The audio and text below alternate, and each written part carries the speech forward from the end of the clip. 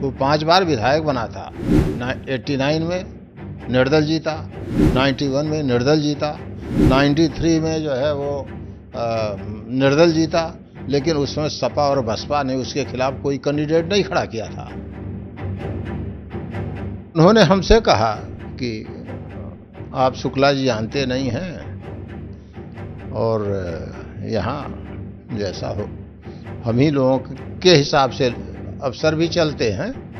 और चलिए, एक जगह था हाई कोर्ट में, एक स्थान था जहाँ लोग अक्सर बैठा करते थे। अतीक की बैठकी होती थी, अतीक के लोगों की बैठकी होती, वहीं सारी पंचायत हो जाएगी। हमने कहा पंचायत किस बात का, हमने नियम का काम किया है, जो नियम से होगा होगा।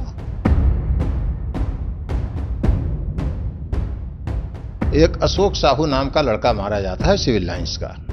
सिविल लाइंस में कहीं गाड़ी पार करने में कुछ विवाद हो गया। जब उसे पता चला अशोक साहू का कि ये तो अतीक के भाई हैं, तो आतंक ये था कि वो जाके उनसे हाथ जोड़ा, माफी मांगा। तो अतीक ने कहा तुमने ठीक नहीं किया, जाओ। वो शाम को अशरफ अपने साथियों के साथ उसको गोली मार दिया, वहीं मर गया मौके पर। हत्या का षड्यंत्र पूरा अतीक ने रचा, क्योंकि उसके शान में गुस्ताखी की गई थी। मैंने कि कैसे हिम्मत हुई किसी आदमी की उसके छोटे भाई से टकराया। विधायक जी आप गिरफ्तार किए जाते हैं। तो मैं उसको एक हाथ में दबाया और लेकर के चल दिए। कौन सा ठेका लेता था, ठेका दिलाता था, कौन सा विभाग था जिसका ठेका ये न दिलाता हो?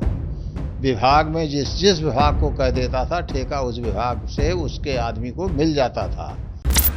अतीक के खौफ की तमाम बातें आपने सुनी होंगी, लेकिन क्या आपने सुना है कि अतीक किसी अधिकारी से खौफ खाता था? हमारे साथ ऐसे ही एक अधिकारी लालजी शुक्ला हैं, जो इलाहाबाद में, यानी प्रयागराज जब इलाहाबाद था, उस इलाहाबाद में एसपी, एसएसपी, डीआईजी, आईजी सभी पदों पर रहे। और जब तक वो रहे तब तक अतीक लगातार खौफ में रहा। हम पूरी जो दास्तान है वो लालजी शुक्ला से सुनेंगे। सर, एबीपी न्यूज में आपका बहुत बहुत स्वागत। थैंक यू, बहुत बहुत आपको धन्यवाद। सर, आप यहां पर तमाम पदों पर रहे। सबसे पहला जो अतीक से आपका नाता रहा, पुलिस और चोर का या पुलिस और माफिया का, वो क्या रहा? कब सबसे पहली बार आपने अपने करियर में अतीक का नाम सुना? आपने बड़ी महत्वपूर्ण बात पूछी है। मैं सन 95 में जनपद में पुलिस अधीक्षक ग्रामीण द्वाबा के पद पर तैनात हुआ। द्वाबा वर्तमान में कौशाम्बी जनपद है। शुरुआत मैं बता रहा हूं जहां से कुछ कार्यवाही शुरू हुई। वैसे तो मैं 94 में एसपी ट्रैफिक अर्धकुंभ मेला इलाहाबाद में आया था, तो यहाँ लोगों से चर्चा वर्चा सुनता था। और पहले बनारस में था, बांदा में था, तो इसका नाम आते रहे यहाँ के अपराधियों के तमाम। वो उस समय इलाहाबाद में अपराधियों की और माफियाओं की बाढ़ सी थी। एक समय ऐसा था कि इलाहाबाद के अधिकांश ब्लॉक प्रमुख माफिया थे या बड़े बड़े अपराधी थे। तो जब मैं नियुक्त हुआ तो एक बार मैं जा रहा था अपने क्षेत्र में, सरायकिल थाना जो इसमें कौशाम्बी में है। तो जब सरायकिल को जाते हैं तो एक चौराहा पड़ता है, वहाँ बैरियर लगा करके गाड़ियों से वसूली हो रही थी। तो हमने कहा ये क्या है? तो कहा कि ये जो है यहाँ गाड़ियों से वसूली होती है। हमने कहा वसूली किस नाम से? कहा तहबाजारी के नाम से। क्या कौन वसूला? कहा एक अतीक का आदमी है मुब्बा, मुबीन अहमद उर्फ मुब्बा, उसके नाम से ठेका है, अतीक ने दिलाया है। तो हमने तुरंत बैरियर हटवा दिया। हमने कहा तहबाजारी का जो नियम है वो एक तरह से बैठकी का है, बैरियर लगा करके वसूली नहीं की जा सकती है। तहबाजारी का मतलब है बाजार में जो आते हैं बैठते हैं उनसे वसूली सुविधाओं को देने के लिए और जो है उसके लिए की जाती है। हटवा दिया। अब ये बात इनके यहाँ गई तो इसका सबसे बड़ा एक मोडस ऑपरेंडी ये रही है कि ये हर बात को जुडिशरी से उससे हाई कोर्ट में रेट डाल करके अपना कुछ रिलीफ ले लेता था। और सामान्यतः प्रशासन वाले पुलिस वाले रिट लड़ने से हाई कोर्ट जाने से उससे थोड़ा सा अपने को अवॉइड करते हैं, करीब करीब जाते तो हैं ही, लड़ते हैं लेकिन अवॉइड करते हैं। तो एक रिट ले आया, दाखिल किया, आदेश हुआ कि इसकी वसूली में व्यवधान न डाला जाए क्योंकि इसने टेंडर से नीलामी से लिया है। तो फिर शुरू कर दिया वही बात। फिर ऐसे ही मैं जा रहा था, देखा, फिर हमने कहा ये कैसे शुरू हो गया, तो पकड़ करके उस पर मुकदमा कायम करवा दिया, हटवा दिया। अब देखिए ये उसी आदेश के बहाने ये चलाया कंटेम्प्ट में, पर्सनल कंटेम्प्ट में मैं तलब हुआ, मेरा अपीयरेंस हुआ। तो वहाँ मैंने एफिडेविट दिया कि इनकी वसूली में कोई व्यवधान नहीं है, बैरियर लगा करके वसूलने का कोई नियम नहीं है, इसलिए बैरियर रोका गया है, वसूली इनकी जारी है, उसको नहीं रोका गया है। तो माननीय न्यायमूर्ति महोदय ने एडीएम को कहा कि इसकी जांच करके रिपोर्ट दें। वो जांच भी किए, उन्होंने कहा कि नहीं वसूली पर कोई रोक नहीं है, जो था वो केवल ये कि बैरियर लगा करके वसूलने का कोई नियम नहीं है, नहीं किया गया, रिट खारिज हो गई। इसी बीच इन दौरान हाई कोर्ट आने जाने में इनके पिता हाजी फिरोज जो उसकी पैरवी कर रहे थे, तो उन्होंने हमसे कहा कि आप शुक्ला जी जानते नहीं हैं और यहाँ जैसा हो हम ही लोगों के हिसाब से अफसर भी चलते हैं, और चलिए एक जगह था हाई कोर्ट में, एक स्थान था जहाँ लोग अक्सर बैठा करते थे, अतीक की बैठकी होती थी, अतीक के लोगों की बैठकी होती, अब वो नहीं है, वही सारी पंचायत हो जाएगी। हमने कहा पंचायत किस बात का, हमने नियम का काम किया है, जो नियम से होगा होगा।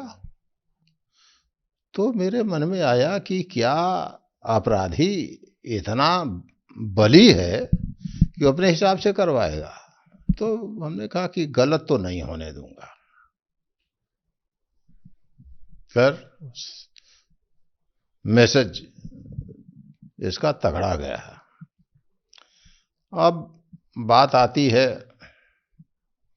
जनवरी 1996 की, 19 जनवरी 1996 की बात है। मैं उधर गया था, क्षेत्र की ओर गया था, सिविल लाइंस में एक हत्या हो जाती है, अग्रवाल नर्सिंग होम है से एक अशोक साहू नाम का लड़का मारा जाता है सिविल लाइंस का। मैं उधर से मैसेज गया, मैं भी आ गया और एसपी सिटी, एसएसपी सभी लोग आए। तो पता चला अशोक साहू नाम का एक व्यक्ति मारा गया है। मारने का कारण यह था, बड़ा छोटा सा कारण है। अशोक साहू और अशरफ सिविल लाइंस में कहीं गाड़ी पार करने में कुछ विवाद हो गया।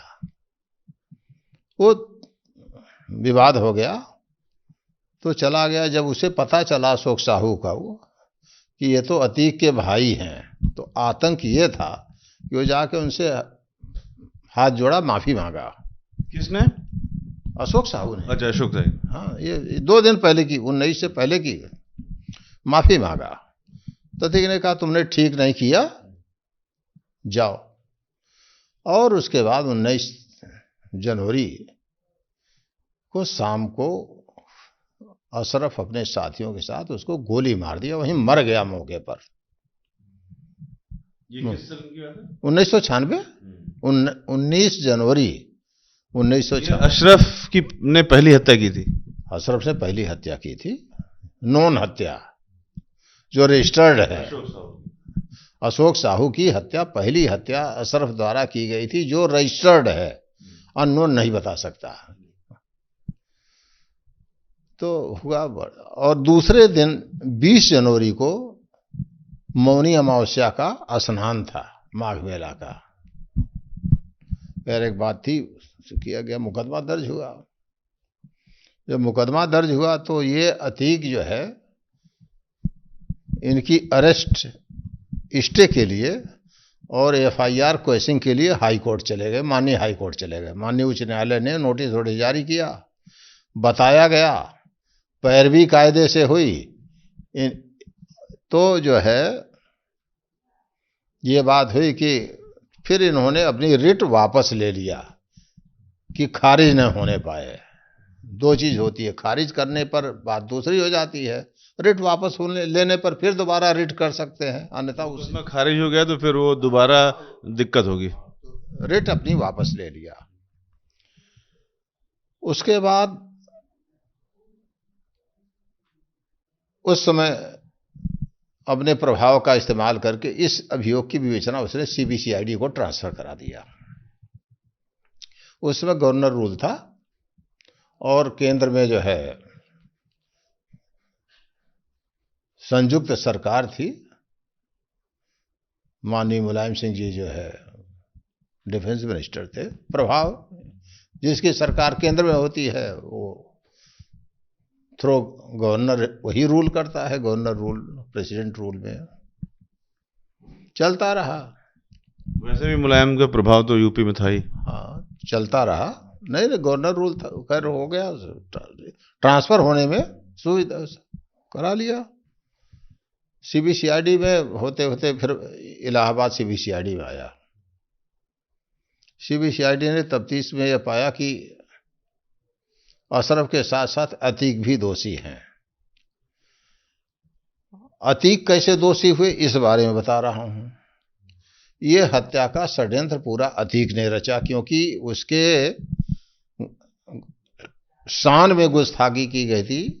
माने कि कैसे हिम्मत हुई किसी आदमी की उसके छोटे भाई से टकराया। अतीक की ही पूरी कॉन्स्पिरेसी थी और अतीक की ही डिजाइन थी मर्डर करने की।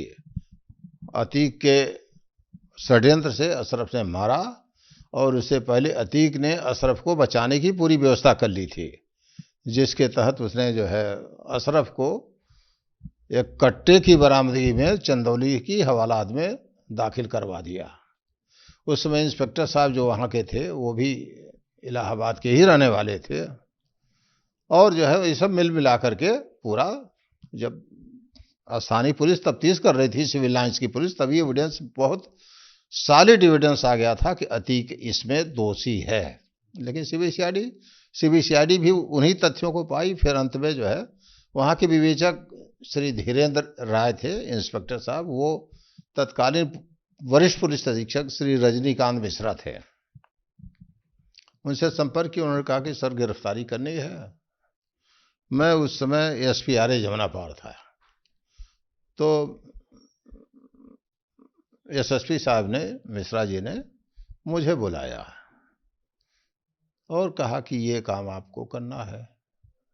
एसपी सिटी को भी बुलाया, लेकिन विश्वास उनका ज्यादा मुझ पर था। एसपी सिटी वो सभी लोग, हम पुलिस लाइन से फोर्स लिए, किसी को पता नहीं चला कहाँ जा रहे हैं। चल करके और लोकेशन ले लिया गया कि अतीक हैं घर पर। तो जो वर्तमान में चकिया में ऑफिस था, जो इसमें डिमॉलिश्ड है, वहाँ जा करके मैं आगे, एसपी सिटी साहब मेरे पीछे, उसके पीछे इंस्पेक्टर साहब, क्योंकि तफ्तीश विवेचक वो थे तो गिरफ्तारी तो सो उनकी तरफ से होना था। जब मैं पहुंचा तो अतीक बैठा हुआ था कुर्सी पर, सामने मेज थी, उसके सामने वावर्दी एक सीआरपीएफ के आईजी बैठे थे, बिहार के रहने वाले। वो अपने पुत्र की सिफारिश कराने गए थे मुलायम सिंह यादव जी से। तो मैंने कहा, विधायक जी आप गिरफ्तार किए जाते हैं। तो कुछ नहीं बोला, कहा साहब गिरफ्तार हो गए। तो मैं उसको एक हाथ में दबाया, एक हाथ में वो पकड़े एसपी सिटी साहब, और लेकर के चल दिए। ऑफिस में उनके तमाम लोग थे, कोई एक शब्द नहीं बोला। गाड़ी में बैठाए ले आए सिविल लाइंस थाना में बैठाए। उस समय उसके पास 30 पिस्टल भी थी, पिस्टल खोसे हुए था, लेकिन कुछ नहीं, गिरफ्तारी की गई। लोग आए जाए, लेकिन किसी की हिम्मत नहीं पड़ी, जेल भेजा। रिमांड रात में ही बनवाया गया, जेल भेजा गया। इसको सुरक्षा प्राप्त थी। उसी महीने में जो है अतीक की शादी हुई थी, मेरी समझ से 1 या 2 अगस्त को शादी हुई थी 1996, और उसके एक सप्ताह पर ही गिरफ्तार किया गया 9 अगस्त को। तो उनके गनर ने हर्ष फायरिंग किया था कार्बाइन से, जो सुरक्षा में थे, लगे थे। जब उनसे पूछा गया कहाँ है, तो कारतूस कम। ओके, कहाँ? उसके यहाँ एक अवैध बंदूक भी मिली थी उनके पिताजी। तो उनके पिताजी भी उसी दिन गिरफ्तार हुए थे खुल्दाबाद थाने में, चूंकि मामला वो खुल्दाबाद थाने का था। उनके गनर के खिलाफ भी मुकदमा कायम हुआ, वो भी हुआ, सब कार्रवाई हुई। इस तरह से वो जेल भेजे गए। न्यायालय के रिमांड पर जेल दाखिल हुए। फिर बेल उनकी कैंसिल हुई, यहाँ से जनपदीय न्यायालय से माननीय उच्च न्यायालय गए। माननीय उच्च न्यायालय ने उनको इंटरिम बेल दिया, और ये कह करके कि ये जेल से छूटते ही जनपद की सीमा छोड़ देंगे। तो जेल से वो सीधा लखनऊ गया था। फिर बाद में फिर सेकंड बेल दाखिल किया, फिर उसे रेगुलर बेल गई। उसके बाद चुनाव लड़ा, फिर चुनाव में जीत गया, फिर चलता रहा। तो ये तो आपको मैंने जो मेरी कार्यवाही। लगता है कि चुनाव में वो क्यों जीता होगा, क्योंकि सिर्फ आपराधिक ही बैकग्राउंड था उसका? देखिए, आपराधिक बैकग्राउंड तो था ही।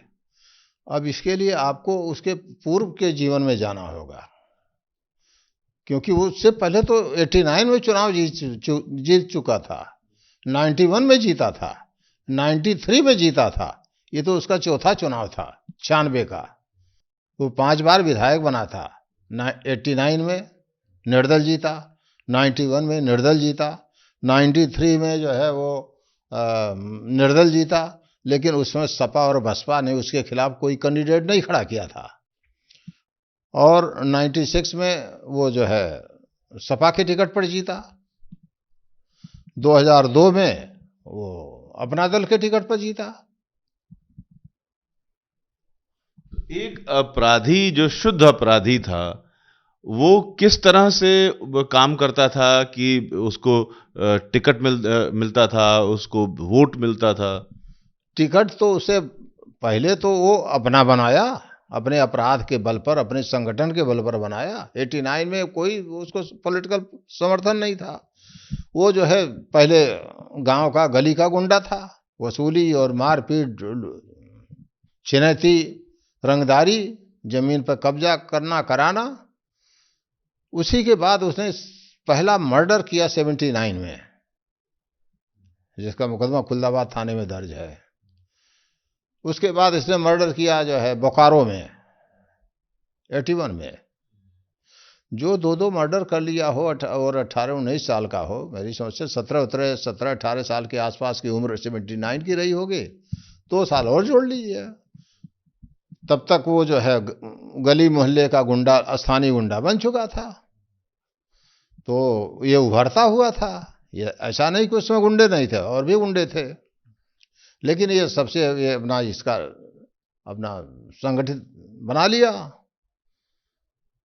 फिर 89 में इसके मन में आया कि अब तो इतना हो गया तो अपराध, खाली अपराध के अकेले अपराध नहीं चलता है, आया लड़ लिया।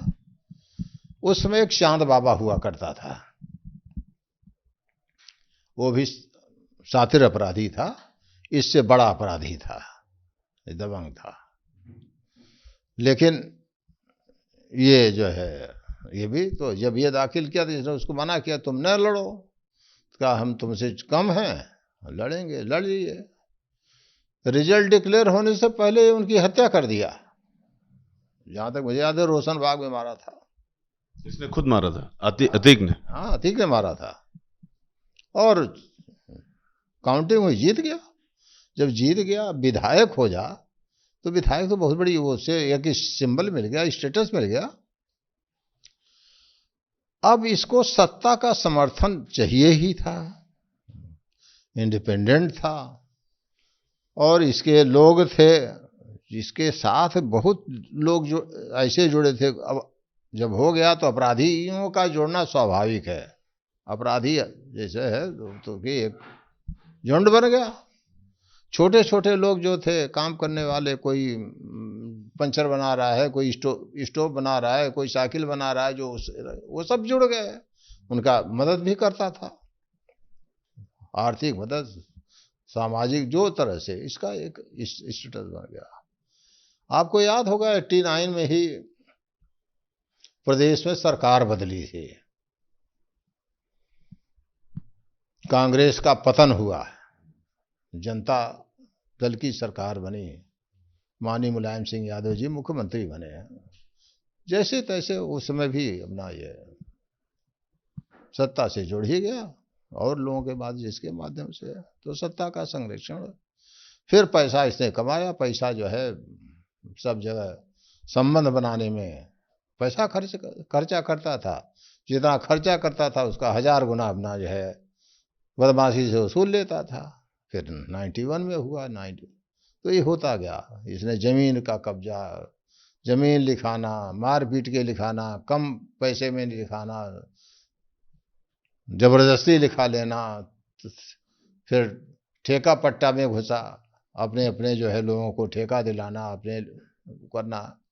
तो ये इसका किस तरह के ठेके ज्यादा लेता था? कौन सा ठेका लेता था, ठेका दिलाता था? कौन सा विभाग था जिसका ठेका ये न दिलाता हो? विभाग में जिस विभाग को कह देता था ठेका, उस विभाग से उसके आदमी को मिल जाता था, पूलिंग करा देता था। 5 लोगों के बीच में जो है कहा वो ठेका वो लेंगे, वो ठेका वो लेंगे, वो ठेका वो लेंगे। ये 5 की पूलिंग, 5 में क्रमवार 1 2 3 4 5 करा दिया। जिसको लेना है उसका सबसे लोएस्ट, उसके बाद के ऊपर तो उसको मिलेगा। 5 लोग हों, 5 लोगों का टेंडर पड़ा, आपको लेना है तो आपका टेंडर सबसे लो तो आपको मिल जाएगा। तो इसे पूलिंग कराता था, सब में कमीशन लेता था, पैसा लेता था।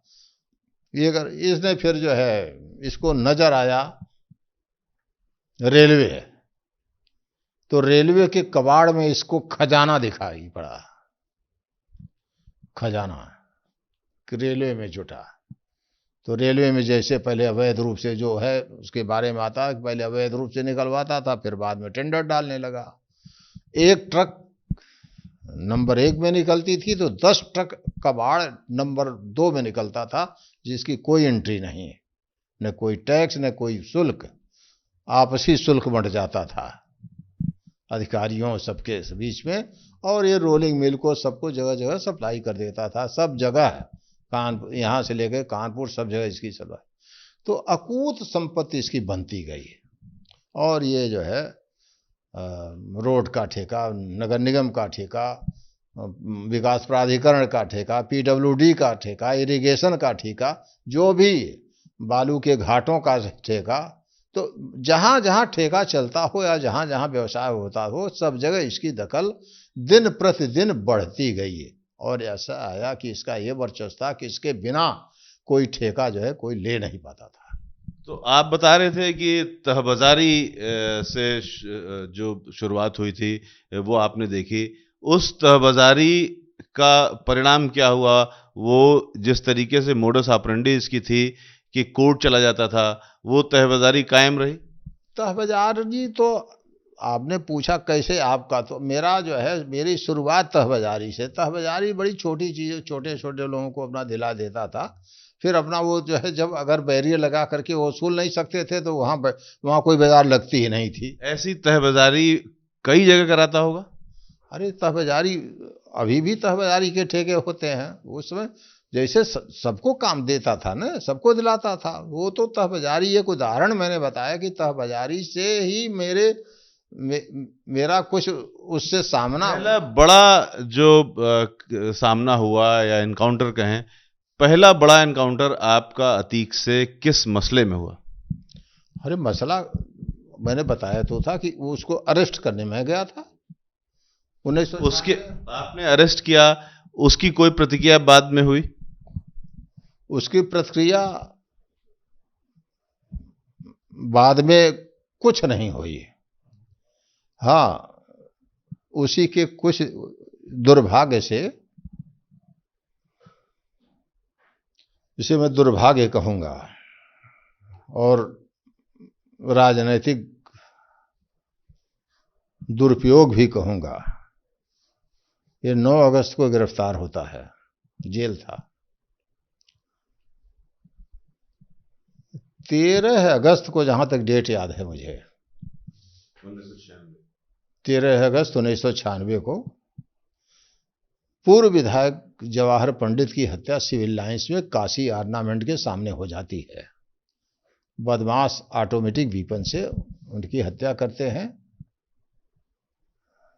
जवाहर पंडित की, और उन्हीं की गोली से एक अकाउंटेंट ऑफिस में कार्य कर रहा था लड़का, वही मारा जाता है। मुकदमा कायम होता है, उसमें करवरिया बंधु जो है, वो परिवार उनका पूरा और उनके जुड़े लोगों के खिलाफ मुकदमा कायम होता है। 14 तारीख को माननीय मुलायम सिंह जी डिफेंस मिनिस्टर आते हैं।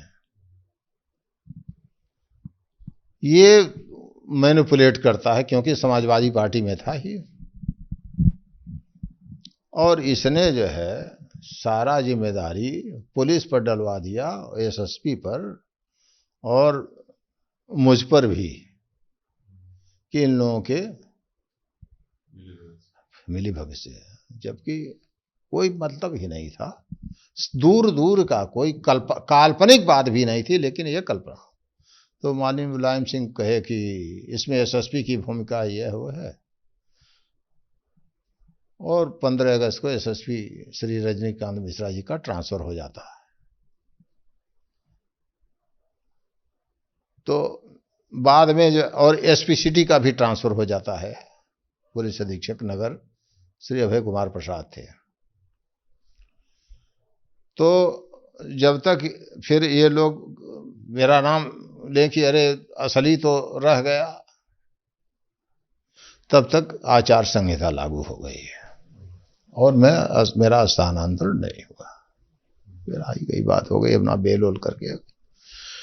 तो ये गलत आरोप लगा करके यह है कि क्योंकि उस समय प्रशासन ने रजनीकांत मिश्रा ने अभय कुमार ने कोई जो है अपराधियों के खिलाफ एकदम थे, और यह अवैध वसूली बिल्कुल नहीं हो रही थी। तहबाजारी के अलावा उस समय एक और चीज थी, पड़ाव का ठेका होता था। पड़ाव का ठेका क्या होता है? ये बालू का? बड़ी लंबी, अब ये मैंने आपको बता दें, ये तो बड़ा लंबा हो जाएगा, बड़ा भारी जो है। नटशेल में बता दीजिए। पड़ाव ये है कि ये जिला परिषद का, जिला पंचायत का ठेका होता है कि बाहर आने वाले ट्रकों को रेगुलेट करने के लिए शहर के बाहर कुछ अड्डे होते हैं जहां ट्रक रुकती हैं। तो जब ट्रक रुकेंगी तो उनके लिए जिला पंचायत के नियमावली में है कि उनको वहाँ रोका जाएगा, उनके पानी की व्यवस्था, उनके आराम की व्यवस्था होगी और उसके लिए वो निर्धारित शुल्क लेंगे। तो यहाँ जो है जितने थे हड़िया में, मांडा में, घूरपुर के आगे जो है रीवा रोड पर, इधर लखनऊ रोड पर, फैजाबाद रोड पर, ये पड़ाव के अड्डे थे। इनका शुल्क लेने का ठेका अतीक लेने लगा और फिर ज्यादा लेने ठीक नहीं ले रहा था ना। ये जवाहर पंडित और जो है उनके लोग जो है जिनकी हत्या की गई, जिनकी हत्या हुई है, तो जवाहर पंडित अब जो है, अरे बड़ा इसमें खेल था, ठेका ले लिया, एग्रीमेंट जिला पंचायत से किया नहीं और ठेका अवैध चल रहा है, सारा पैसा जेब में सारा पैसा जेब में जा रहा है। तो उस समय जो यहाँ की अधिशासी अधिकारी थी, लगभग 1 साल बीत गया, वो जो है एग्रीमेंट नहीं किया और जो है उसको रोकने का जब प्रयास हुआ था तो हाई कोर्ट से, माननीय उच्च न्यायालय से ये स्टे ले लिया कि इनके पड़ाव ठेका में कोई दखल वसूली में नहीं होगी। आपको नहीं हुआ। तो जब वो मैडम मिश्रा थी, अपर मुख्य अधिकारी जिला पंचायत, वो आई, एसएसपी श्री रजनीकांत मिश्रा जी थे, उनसे मिली।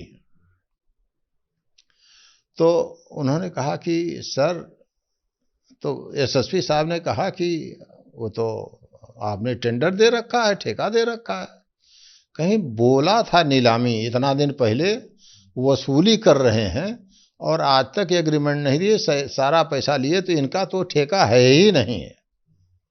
तो जब ठेका नहीं, वसूली गलत हो गई, तो माननीय हाईकोर्ट का आदेश तो केवल ठेका, वो जब नियमानुसार ठेका हो उसके वसूली का था, तो ठेका हुआ ही नहीं। तो एसएसपी साहब ने मुझे फिर ये कॉल किया कि जो है इसको आप तुरंत, तो मैं वहीं एसएसपी साहब के आवास पे बैठे ही वहीं से सबको टेलीफोन किया कि सेट से कि जा करके तुरंत बैरियर हटवा दीजिए। बैरियर हट गए और कोई कुछ वो कहीं जा नहीं सके क्योंकि था ही नहीं। इसको जो ले करके ये लोग बड़ा बुरा माने। अब वो जो है उनके मन में यशस्वी के प्रति रंजिश, मेरे प्रति रंजिश कि इन्होंने हमारे अवैध, तो बात है अवैध कार्य को रोकना भी जो है जिसका अपराधी का या जो अवैध कार्य करने वाला है उसका वो होता है, तो था। अब उसी में वो अपना उसका अधिक उसका फायदा लिया, भड़का दिया, तो उनका ट्रांसफर हो गया। तो ये है, लेकिन कोई झुकने वाला था नहीं, न वो कहीं झुके और मैं कहीं झुका, उन्हें झुकने का प्रश्न था।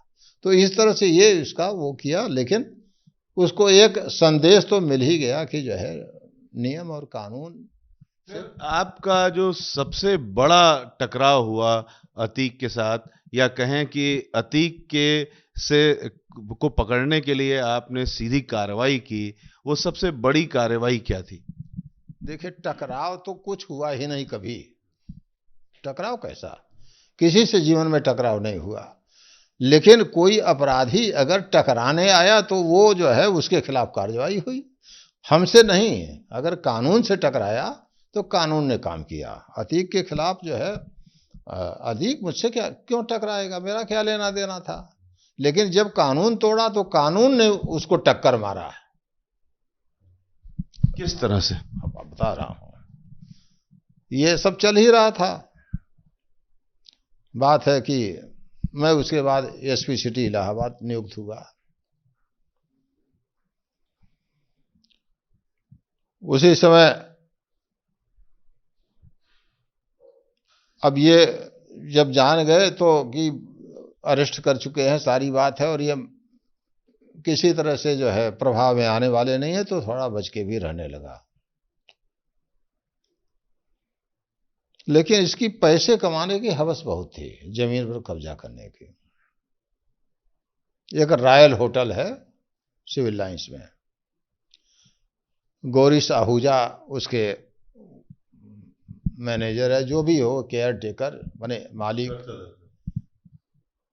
गौरीश आहूजा को धमकाया कि करो, और उनसे वो होटल कब्जियाने के चक्कर में पड़ गया। तो गौरी आहूजा गए, डीआईजी उस समय सुलखान सिंह साहब थे। तो उन्होंने हमारे पास कहा कि इस तरह से ये धमकी करके होटल कब्जा हो रहा है। हमने कहा सर भेज दें। आए, कहा साहब वो बड़ा खतरनाक है और मरवा डालता है वो होटल। हमने कहा मरोगे एक ही बार, बार बार नहीं कोई मरता है, लेकिन इस तरह से दब के रहोगे तो बार बार मरोगे।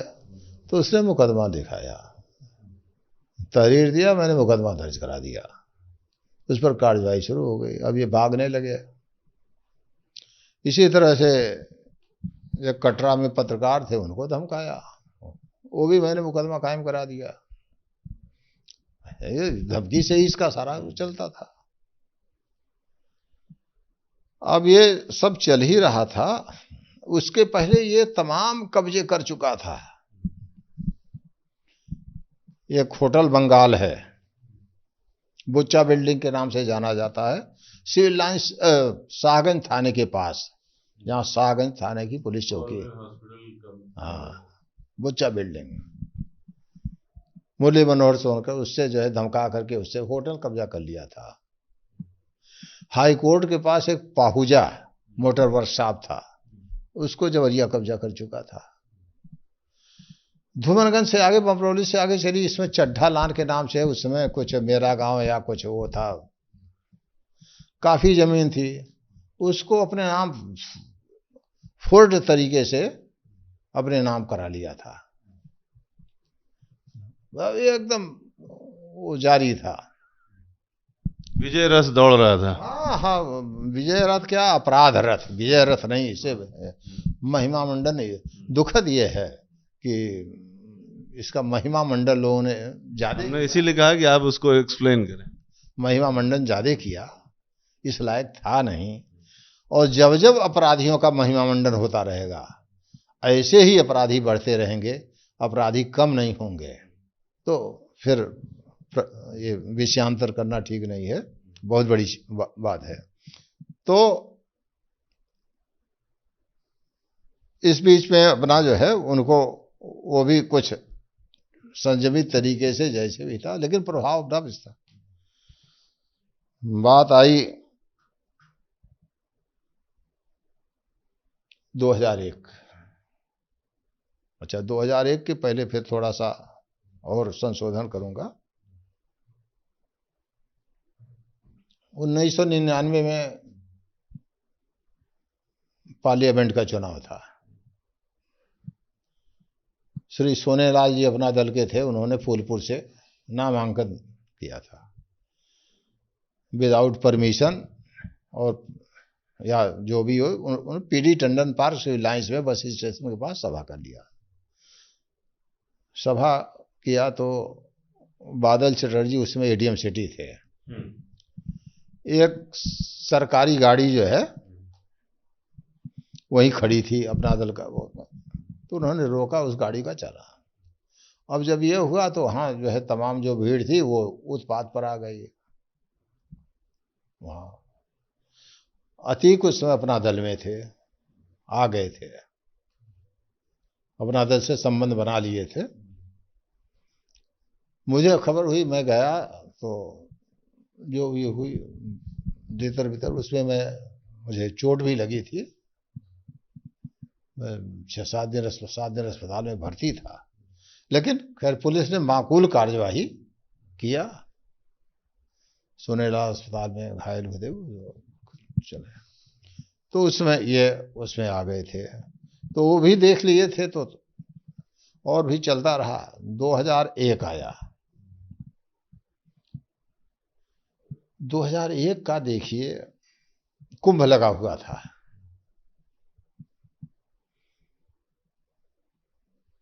बसंत पंचमी का त्योहार था, 29 जनवरी 2001। एक बसपा का नेता जावेद इकबाल हुआ करता था,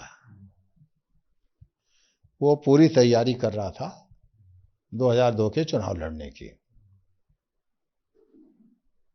अतीक ने षड्यंत्र करके अपने आदमियों से कि ये चुनाव न लड़े, क्योंकि उसकी लोकप्रियता उसमें ज़्यादा थी और मुसलमानों में पैठ भी था और बसपा का संभावित प्रत्याशी था, पदाधिकारी था।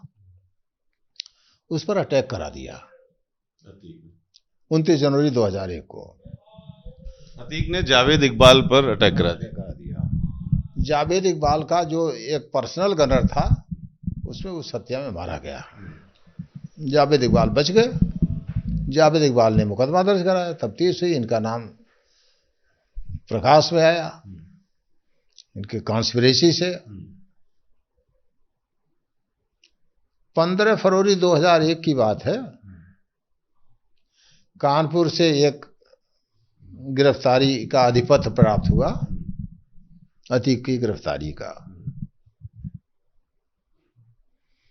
एसएसपी श्री पी के तिवारी थे, उस समय मैं एसपी सिटी था। तो उन्होंने कहा, हाँ, तो उन्होंने कहा कि इसकी गिरफ्तारी होनी है। उन्होंने कहा हो जाएगा। तो मैं जो है धूमनगंज थाने गया। उसी दिन हमने जो है 15 फरवरी को वहाँ का मुआयना रखा था।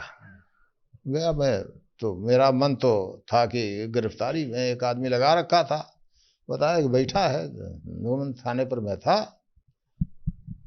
तो हमने सीओ साहब को लिया। हमने कहा आइए, मुआयना तो हो गया, सब तैयारी है, तो सीओ साहब को लिया, एक वो यशो धूमनगंज को लिया, कुछ नहीं बताया और सीधे मैं गया। फिर उसी चकिया में उनको पकड़ा और लेके चल दिया। हमने कहा आप गिरफ्तार किए जाते हैं। सिविल लाइंस थाने ले आकर। अब प्रकरण कब का है? 1994 का। एक अशफाक उर्फ कुन्नू दायरा बहादुरगंज कोतवाली का रहने वाला था, सभासद था, अतीक का बड़ा करीबी था। किसी कारण से मनमुटाव हो गया, वो भी दबंग था। अतीक ने उसकी हत्या करके करबला में फेंकवा दिया। मुकदमा कायम हुआ तो अतीक की जो मोडस ऑपरेंडी थी, उसने उस अभियोग की तफ्तीश सीबीसीआईडी करा दिया। विधायक था ये, 93 विधायक हो गया था, सरकार की जिसकी थी उस समय की, करा दिया। 7 साल बाद कानपुर के विवेचक ने उसको पाया कि इनकी है। फिर मैं गिरफ्तारी किया 15 फरवरी को। कोई लोग जमाड़ा बड़ा जुटे, लेकिन मेरा नाम सुन करके किसी की हिम्मत नहीं कि कुछ करे। जो है रात में सीजीएम के यहाँ पेश किया गया, रिमांड में नहीं हो गया। अब 15 तारीख को रात में रिमांड होती है, रात में ही जेल दाखिल होता। 16 तारीख को इसने एक रिवीजन दाखिल कर दिया कि ये रिमांड गलत हुआ है सेशन कोर्ट में। वहाँ से एक अपर सत्र न्यायाधीश महोदय के यहाँ उसका रिवीजन ट्रांसफर हुआ। उन्होंने 17 फरवरी को सुनवाई करके कहा कि ये रिमांड बनाना गलत था, इसकी गिरफ्तारी और रिमांड की प्रक्रिया गलत है, लिहाजा इसको रिलीज किया जाए। उन्हें क्वेश्चन कर दिया। सीजीएम ने उसका रिलीज ऑर्डर जारी कर दिया। अच्छा, मेरी आदत ये रही है कि मैं मामले की पैरवी, अगर कोई चीज़ है मेरी जानकारी में है, तो मेरी शुरू की आदत, मेरी पुलिस वर्किंग रही है कि मैं उसकी पैरवी करता रहा अपसैंग। तो मैं आया था कचहरी, एसपीओ के यहाँ बैठा था, तब तक एक एपीओ साहब आए, कहे वो तो अतीक का रिलीज ऑर्डर जा रहा है। माथा ठनका, बात हुई। उस समय न तो कोई आदेश था सेशन कोर्ट का, कोई सर्टिफाइड कॉपी नहीं, कुछ नहीं। क्या किया जाए, तो छूट जाएगा गलत तरीके से। मैं एसएसपी साहब के यहाँ गया। फिर हम और एसएसपी साहब, डीएम उस समय थे आलोक टंडन, शाम 7 बज रहा था, आए, बात हुई। देखा कि इसका तुरंत हाई कोर्ट में अपील किया जाए। हाई कोर्ट में रात में कैसे अपील हो? जीए थे आरपी दुबे, उनसे बात किया गया, ये हुआ परमिशन। अब फैक्स भेज दिया गया, टेलीफोन से बात हुई, कराइए परमिशन जारी हो जाएगा, परमिशन जारी हो। रात में न स्टोनो मिले न वो मिले, शपथ पत्र कैसे दाखिल हो, फिर नोटरी पकड़ के लाया गया, टाइप हुआ, सब वर्बल और जब अपने प्रमाणित करके कि आदेश है प्रमाणित करके फिर चीफ जस्टिस साहब के यहाँ हम सभी लोग गए, इलाहाबाद हाई कोर्ट के। हाँ, वहाँ उनसे निवेदन किया गया, रजिस्ट्रार लिस्टिंग आए, लिस्ट हुआ, उसमें ऑनेबल जस्टिस श्री वी के चतुर्वेदी थे, वो नॉमिनेट हुए। तो उनसे जब टेलीफोन से संपर्क किया गया तो पता चला कि वो जो है पिक्चर देख रहे थे। उनसे अनुरोध कहे जब हो जा तो मुझे बताइएगा, मैं आ जाऊंगा। जब बताया गया तो वो इतने माने सज्जन थे, हाँ, कि पिक्चर छोड़ करके आए, सुनवाई हुई, सारी बात देखा, उन्होंने स्टे किया। अब तय स्टेनो ने कुछ बोल बोल करके लिखवाया और लिखवा करके उस सर्टिफाइड करके रखा और उसकी एक कॉपी प्रमाणित जेल भेजवाया और सुपरिंटेंडेंट जेल से कहा कि ये ऑर्डर मैंने स्टे कर दिया है।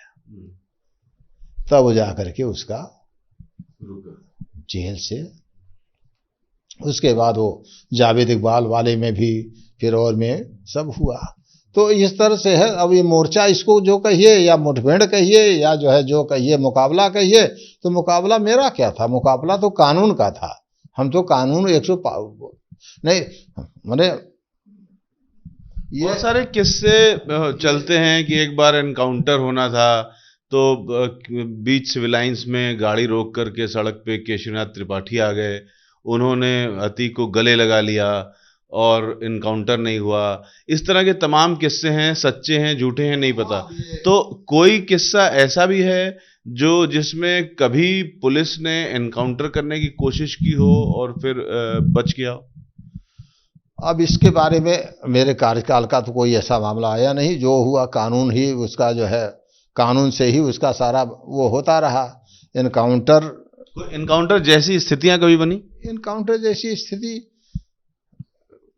क्या आएगी, ऐसा कुछ जहां आया था तो कानून ने काम किया है, उसमें भी बता देता हूं। तो वो जो है, जो अभी प्रकरण चल रहा था हाई कोर्ट वाला, वो अद्भुत जो है, मतलब शायद ही कदाचित इस तरह के दृष्टांत हो जहां इस तरह से क्रिमिनल के खिलाफ कार्यवाही की गई हो।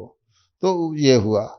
अब जहां तक ये तो केशरीनाथ त्रिपाठी आज हैं नहीं और मेरे संज्ञान में ऐसा कोई तथ्य आया नहीं, इसलिए मैं कोई जो है गलत बात नहीं करूंगा जो कि जिसका कोई आधार न हो।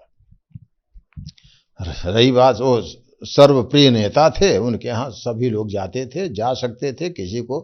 वो जब एज ए लीडर मैंने उनको देखा है, किसी ने वोट दिया हो तो न वोट दिया हो तो सबकी बात बड़े प्रेम से शांति से सुनते थे और यथासंभव मदद कर देते थे।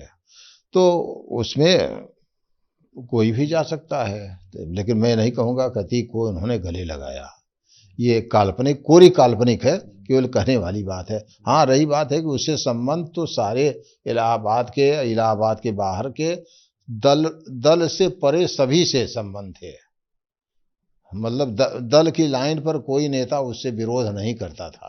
35-40 सालों से अतीक अपराध की दुनिया में राज करता रहा। पुलिस आप जैसे दबंग अफसर भी रहे, लेकिन उसका कोई बाल बांका नहीं हो सका। उसका शासन अपराध की दुनिया में माफिया के तौर पर वो 35-40 सालों से इलाहाबाद के सीने पर मूंग दलता रहा। आप जैसे काबिल अफसरों की क्या मजबूरी रही कि उसको आप लोग घेरने की कोशिश करते थे, लेकिन घेर नहीं पाते थे, वो जेल जाता था, बाहर आ जाता था, ये लुका छिपी का खेल चलता रहता था और उसका माफिया राज का जो तमगा था वो बना रहता था, वो विधायक हो जाता था और आप खुद नहीं तो आप जैसे अफसर उसको सलाम करने पर मजबूर होते थे। ये क्या आप लोगों की मजबूरी थी? क्यों आप उसको एक लॉजिकल एंड तक नहीं पहुंचा पा रहे थे? क्या इसी तरीके से पुलिस और माफिया का लुका-छिपी का खेल चलता रहता है? आपकी आपने जो पूछा मैं उससे पूर्ण रूप से असहमत हूं और ऐसा नहीं है कि मूंग दलता रहा। कानून ने उसके सीने पर मूंग दली है। कैसे? बता रहा कोई हूं। उदाहरण? उदाहरण जो घटनाएं 94 की घटना 2001 में गिरफ्तार हुआ, कानून नहीं था। उसने जिस तरह से न्यायालय से रेमडी लिया, उसके उच्च न्यायालय ने उसी रेमडी को खत्म करके उसको जेल में बनाए रखा। ये उसके उसके सीने पर मूंग दला गया कि नहीं दला गया? जो 7 साल पुराना केस जो एविडेंस जितना था गायब कर चुका था। उसके बाद जो है क्या नाम है, अशरफ वाले मामले, जो अशोक साहू का था, उसके सीने पर मूंग नहीं दली गई कि गिरफ्तार हुआ, अपने ऑफिस से गिरफ्तार हुआ। और अब बेहया का जो है, बेहया तो हमेशा जो है कोई न कोई उसके लिए तो अपराधी जो है उसके लिए फर्टाइल लैंड है, अपराधी क्रियाएं। उसकी जो मोड ऑफ ऑपरेंडेंसी थी, आपने जो पहले पूछा उसका सब जवाब एक एक करके दो रहा हूँ। रही बात यह है कि वो विधायक हो गया था, 89 से विधायक चल रहा था। विधायक जो है प्रशासन नहीं चुनता है, विधायक जनता चुनती है। जनता कैसे चुनती है इसके बारे में हमसे ज़्यादा आप जानते हैं। रही बात यह है कि धन बल, बाहुबल, पैसा बल, राजनीति बल जो है, और फिर प्रशासन का भी ले लेता है पैसे से। अब जो है जो भ्रष्ट अगर तत्व हैं तो चाहे वो जो है जो समाज में भ्रष्टाचार करते हैं, भ्रष्टाचारी होते हैं। अपराध भी एक तरह से भ्रष्टाचार है। तो अगर कोई अपराध में पद पर रहते हुए अपराध में लिप्त हो जाओ तो उसको नहीं कर सकते हैं। ये यही 1994 की बात है, 1995 की, 4 अप्रैल 1995। एक अख्तर नाम का जो है बदमाश था, नवाबगंज साइड का रहने वाला था। नवाबगंज साइड का रहने वाला था, 4 अप्रैल को पेशी में आया था। किसी अतीक ने अपने आदमियों के माध्यम से उस पर पुलिस कस्टडी में अटैक कराया। अख्तर मारा गया, लेकिन पुलिस इतनी विजिलेंट थी कि पुलिस ने भी काउंटर फायरिंग की और जहां तक मुझे याद है 2 अपराधी मारे गए थे। उसमें मुकदमा कायम हुआ। अतीक 120B में आए, प्रकाश में आए। जब तफ्तीश शुरू हुई, ये हाई कोर्ट में गए। हाई कोर्ट ने उसकी सीबीआई तफ्तीश आदेश कर दिया। सीबीआई ने भी इसको मुलजिम पाया, इसका कुर्की अधिपत्र जारी किया, चार्जशीट हुआ। अब रही बात है न्याय, न्याय के तरीके से चलता है। न्याय हिंसा नहीं कर सकता है, कानून हिंसा नहीं कर सकता है। अब उस कानून का जो है उसके प्रक्रिया के बीच में अगर कोई उसका फायदा उठा ले तो वो तो ये समाज का जो है दोष है, उसमें तंत्र भी दोषी है। रही बात है कि उसी के बाद अब देखिए, अब जब उस पर आया जो है पड़ता हुआ, तो उसका एक भाई अखलाक था। इसने सोचा कि ये तो मामला अगर पैरवी करेगा ये तो मैं फंस जाऊंगा। उसने अखलाक को मिलाया, ठीक। और उस समय इसके खिलाफ कार्यवाही, मतलब अपराधी के खिलाफ न्यायिक कार्यवाही कानून कैसे करते हैं ये उसे 2001 से 2003 या 1996 से लेकर के 2003 का रिकॉर्ड देख करके देख लीजिए। जब ये जो है इसे कहीं रिलीफ नहीं मिल रही थी तो इसने उसके भाई को मिला करके स्वरचित बम कांड कराया। 7 अगस्त 2002 की बात है। कचहरी में उसकी पेशी थी 2-3 मामलों में। फिर जो है इस अशरफ, इसका भाई जो मारा गया, इसके पिता और ये तीनों मिलकर के कॉन्स्पिरेसी करके कि तुम बम फेंकना और इस पर जो है मतलब जब होगा तो तमाम होगा, हम ऐसा नहीं फेंकना कि हम मर ही जाएं। बम बड़े लो कैपेसिटी का, विस्फोट होगा, विद्रोह होगा और एसपी सिटी ट्रांसफ़र कर दिए जाएंगे, मेरे खिलाफ कार्यवाही नहीं होगी।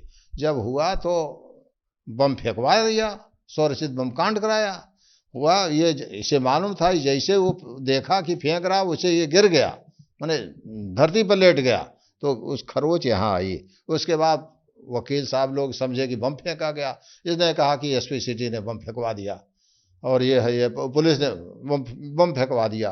अब तमाम, फिर मैं ऑफिस में बैठा था कोतवाली में, तो मैं पहुंचा तो वकीलों ने कहा बिल्कुल नहीं। तब तक आप जैसे तमाम मीडिया के लोग उसमें चैनल शुरू हो गए थे।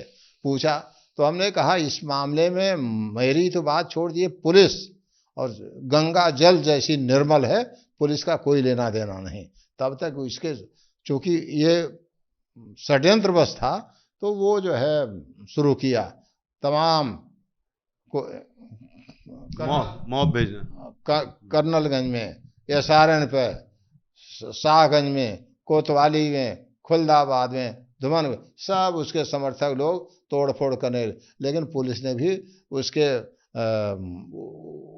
उनके द्वारा की गई हिंसा को निपटने के लिए पूरा जो है कानूनी जो भी प्रक्रिया हो सके किया, और सब मुकदमे कायम हुए और सब में अतीक जो है 120B में नॉमिनेट हुए।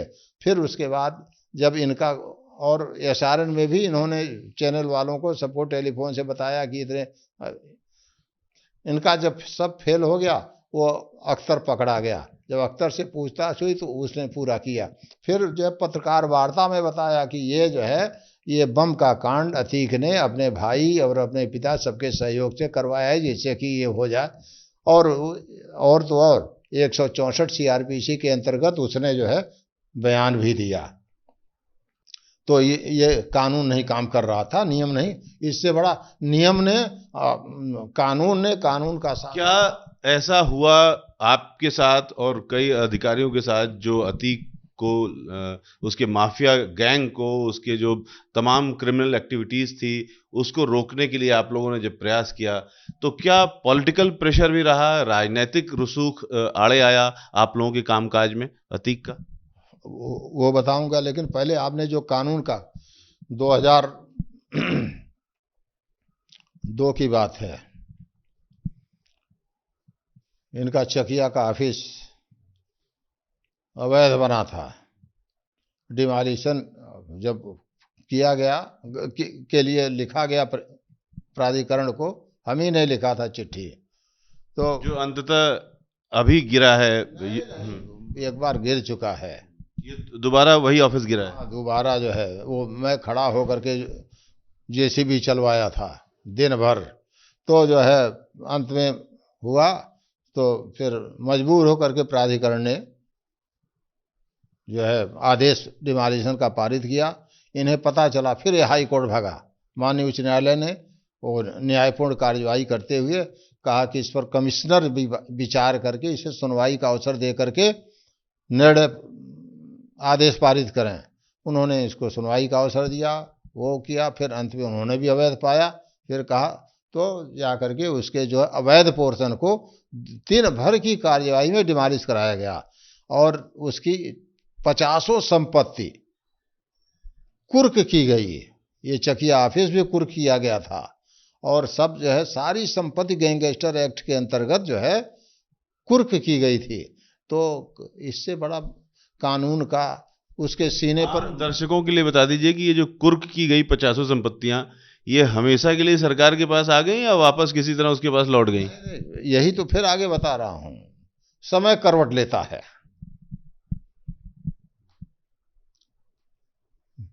उस समय की मुख्यमंत्री माननीय बहन मायावती जी ने जिस किसी कारणों से इस्तीफा दे दिया, माननीय श्री मुलायम सिंह यादव जी की सरकार आई है। सरकार आने के बाद अतीक ने अपने मामलों में सब में बेल कराया, और सबसे पहले मैं इलाहाबाद से ट्रांसफर किया गया। उसके बाद जो अधिकारी आए, जो एसएसपी आए, जो डीएम आए, जो भी आए, उन्होंने उनके रिपोर्ट से, उनकी कार्यवाही से उसकी सारी संपत्तियां रिलीज हो गई। हमने बहुत प्रयास करके जो है उसके गैंग को सूचीबद्ध कराया था इंटर स्टेट 227 पर। फिर जो है उस गैंग को भी डीएक्टिवेट कर दिया गया। फिर जब 2007 में, उसके बाद तो जब सरकार आ गई तो इसका दिन दूना रात चौगुना, जिसको कहते हैं, फूला फला और राजू पाल की हत्या करवा डाला। तब आप इलाहाबाद में नहीं थे जब राजूपाल की हत्या हुई? ये मैं इलाहाबाद में होता तो ये हिम्मत न पड़ती। ये मैं आज कह रहा हूं, किसी की मौत हम नहीं रोक सकते, लेकिन बात है कि कभी अतीक ने आपको डायरेक्ट धमकी दी या किसी से दिलवाया? धमकी देने के बारे में दिलाना तो दूर, वो सोच भी नहीं सकता था, क्योंकि मेरी कोई पर्सनल रंजिश नहीं थी। लेकिन कानून का पालन मनसा वाचा कर्मणा होता रहा। लेकिन यह था कि अतीक की कबाब में आप हड्डी थे। अब हड्डी थे या कबाब बनने ही नहीं पाया, कबाब बनने नहीं दिया। हड्डी होना तो बाद की बात है, कबाब बनने नहीं दिया गया। तो वो जब आप उसके गैंग को खत्म करने की कोशिश कर रहे थे, उसके काले कारनामों को पकड़ने की कोशिश कर रहे थे, तो आपको कन्विंस करने के लिए, आपको टेम्पटेशन देने के लिए, आपको रास्ते से हटाने के लिए किसी तरह से आपको मैसेजिंग तो किया होगा उसने? कोई प्रश्न ही नहीं है, सोच नहीं सकता था। हम कैसे करता? आदमी पता कर लेता है कौन किस तरह से है। जब उसके किसी मापदंड में मैं आ ही नहीं रहा था तो कोशिश कैसे करता? कोशिश तो वो करता जो उसके टारगेट के क्षेत्र में हो। यदि मैं उसके टारगेट्स के बाहर था हूं तो कोई क्या कर सकता है? सब जानते हैं कि अतीक का खौफ इस इलाहाबाद में लगातार बना रहा जब तक वो जिंदा था, चाहे वो जेल में रहता था या बाहर रहता था। आप लगातार उसके पीछे पड़े रहे। क्या हौसला आपको था और क्या आपको कभी डर लगा, और नहीं तो क्यों? हौसला केवल यह था कि न्याय हो। मुझे सच बताऊं, किसी की पीड़ा देख नहीं जाती है थी, और अभी भी जब सुनता हूं तो मेरा खून खौल उठता है। अन्याय, तो अन्याय से लड़ना मेरा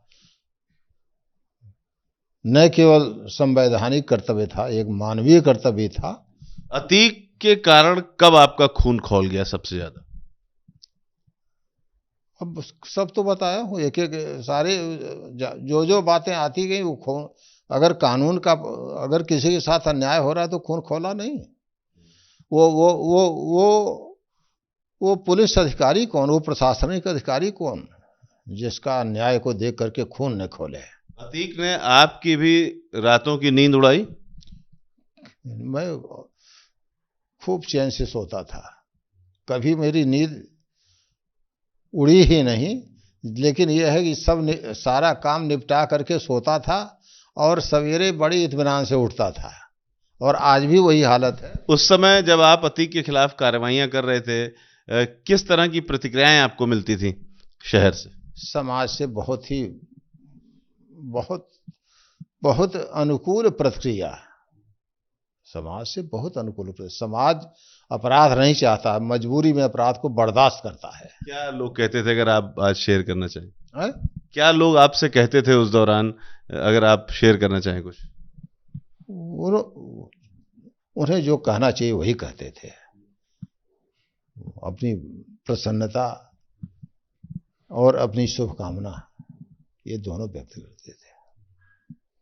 तो इतना तो स्पष्ट है कि उत्तर प्रदेश में उस दौरान जब इसका माफिया राज सबसे ज्यादा लंबा टिका, 15 साल बीएसपी की सरकार रही, बहन जी रही, और 15 साल से ज्यादा मुलायम सिंह भी 15 साल रहे, तो लगातार इस तरह से रहा पैटर्न कि जब मुलायम सिंह यादव की सरकार आती थी तो ये राजनीतिक संरक्षण अतीक को मिल जाता था, और जब मायावती की सरकार आती थी तो चीजें इसके खिलाफ हो जाती थी, या दोनों ही सरकारों में कहीं ना कहीं इसको राजनीतिक संरक्षण मिलता रहा?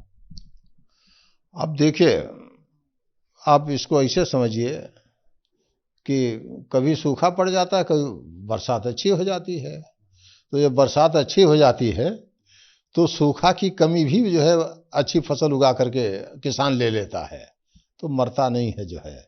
तो इसी तरह से राजनीतिक, अगर बहन मायावती की सरकार आती थी तो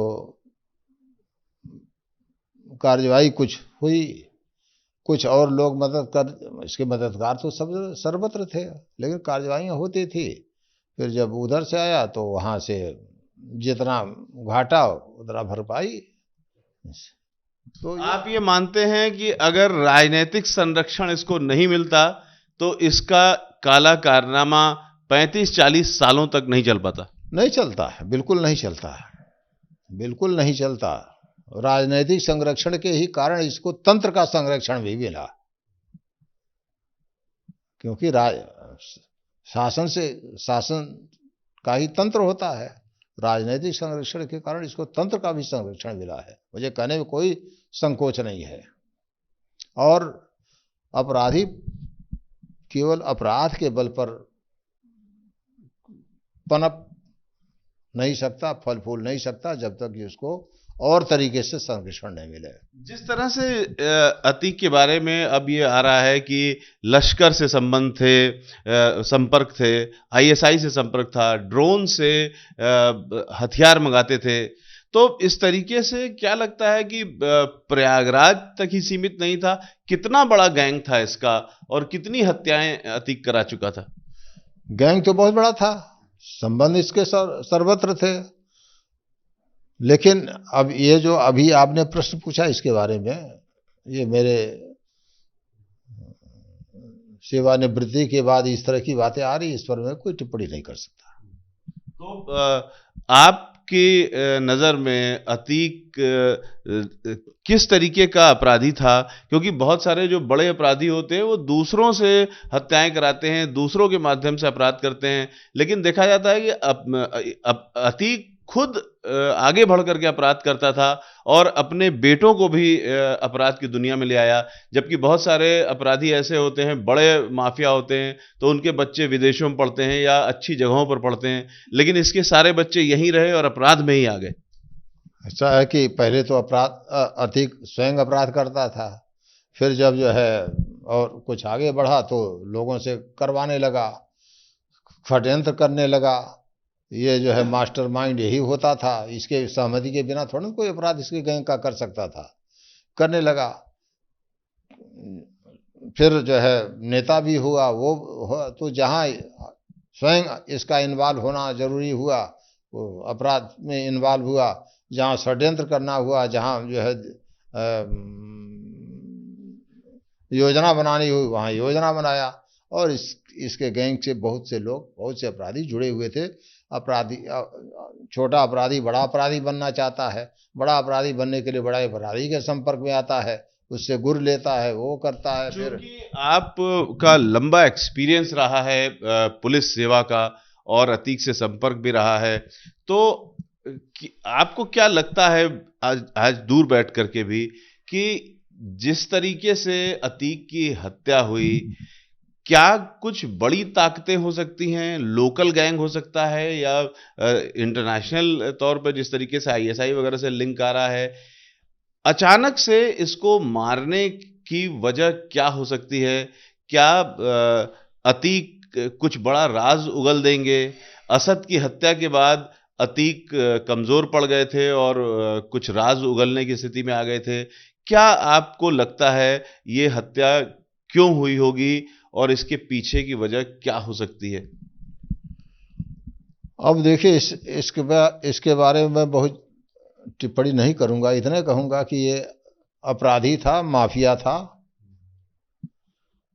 तो इसके मृत्यु में भी अपराध और माफियागिरी कहीं न कहीं किसी न किसी भूमिका में होगी।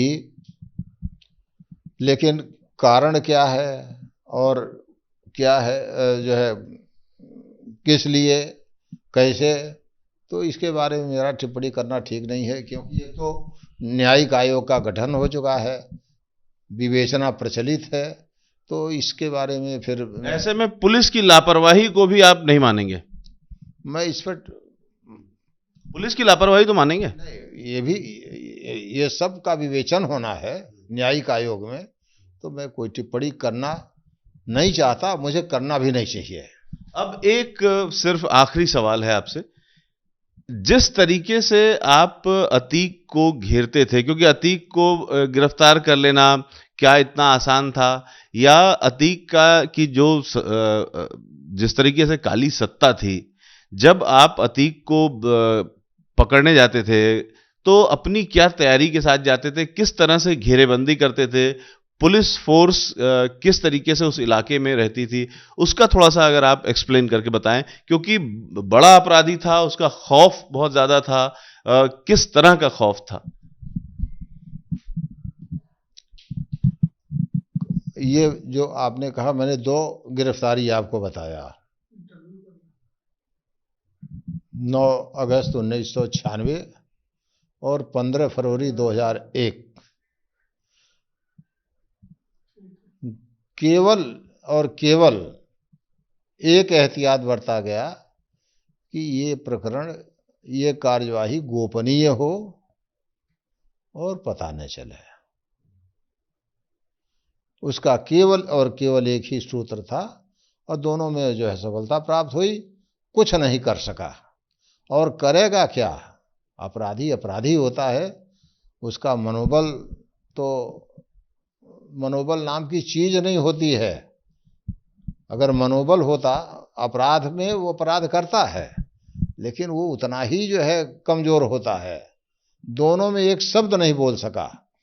तीसरी बार भी गिरफ्तारी हुई थी, और तीसरी बार गिरफ्तारी लखनऊ उसके विधायक निवास से हुई थी, और गिरफ्तार करके लाया गया था। आगे की कार्यवाही मेरे जो है निर्देशन में, मेरे नेतृत्व में पुलिस ने किया था। और आपको बता दूं, एक आप जो है ये समझिए, एक महिला जो है केवल वो पीछे पड़ी रही, वो दबी नहीं। वो सूरजकली नाम की एक महिला है, वो झलवा की रहने वाली है। उसका पति जो है ब्रिजमोहन कुशवाहा, उसके पति का अपहरण करा करके, जैसे भी करा करके, शिवकोट सहकारी समिति, एक मानिक चंद श्रीवास्तव था जो है, उसके नाम का था, अतीक ने ही करवाया था, और उसका खेत 12 बीघा लिखवा लिया। आज तक उसका पति लौट करके नहीं आया। उसे कभी कहा ये टीबी हो गई, ये हो गया, वो हो गया। तो सूरजकली ने जो है मेरे ही कार्यकाल में मुकदमा दर्ज कराया, उसके पति के बारे में मुकदमा दर्ज हुआ, कार्यवाही हुई, फिर दोबारा कराया, फिर कार्यवाही हुई। 2-3 बार वो लड़ती रही, उस पर हमले भी कराया, कुछ बिगड़ा नहीं। आज भी वो है और यहीं झलवा में रहती है। तो अदना से, माने जिसको उसके आगे, बाहुबल के आगे अदना कही जाएगी, आदमी अदना नहीं होता। वो तो न्याय पर लड़ रही थी, इसलिए वो महाशक्तिशाली है। लेकिन स्टेटस में, बाहुबल में, धन बल में, उसमें उसके सामने अदना सी थी, लेकिन वो झुकी नहीं और लड़ती रही। और उसके ही मुकदमे में तीसरी बार गिरफ्तारी लखनऊ से हुई थी, और फिर गैंगस्टर हुआ था, और सारी चीज़ें, सारी कार्यवाही हुई थी। तो न्याय पर रहने वाला आदमी पीड़ित तो हो सकता है, सत्य पर रहने वाला आदमी पीड़ित तो हो सकता है, लेकिन ये खाली कहावत नहीं है, लेकिन अंततोगत्वा पराजित नहीं होगा। सत्य तो उभर करके आएगा ही। सत्य का ही परिणाम जो भी है वो आपके सामने है। हाँ, कभी सत्ता का संरक्षण मिला, तंत्र का संरक्षण मिला, भ्रष्ट लोगों का संरक्षण मिला, फला फूला। और जब जो है लोगों ने, जो लोग इसके दायरे में नहीं आए, इसके नेटवर्क में नहीं आए, तो ये कांपा है। और जो है हम कह रहे हैं, इसने नुकसान ही सहा है। सारी कार्यवाहियां, कौन सी कार्यवाही ऐसी हुई जो नहीं हुई। अंत में इसको अपना जान बचाने के लिए अपने ऊपर बम से हमला करवाना पड़ा, और फिर हुआ तो फिर ये अंत में जब अपनी जेल से बाहर नहीं आया, रिमांड बनवाने के लिए नहीं आया, तब तक बेल नहीं डाला जब तक कि सरकार का परिवर्तन नहीं हो गया। यानी आपकी बातों से लगता है कि अतीक अहमद अंत में एक चूहा हो गया था जिसके लिए जेल एक बिल थी। लालजी शुक्ला, जिन्होंने अतीक अहमद की नाक में दम कर रखा था, इतनी सरलता से और शांत तरीके से अपनी जो तमाम बातें हैं वो बताई, लेकिन अतीक अहमद जानता है कि उसने लालजी शुक्ला से किस तरह से खौफ महसूस किया होगा।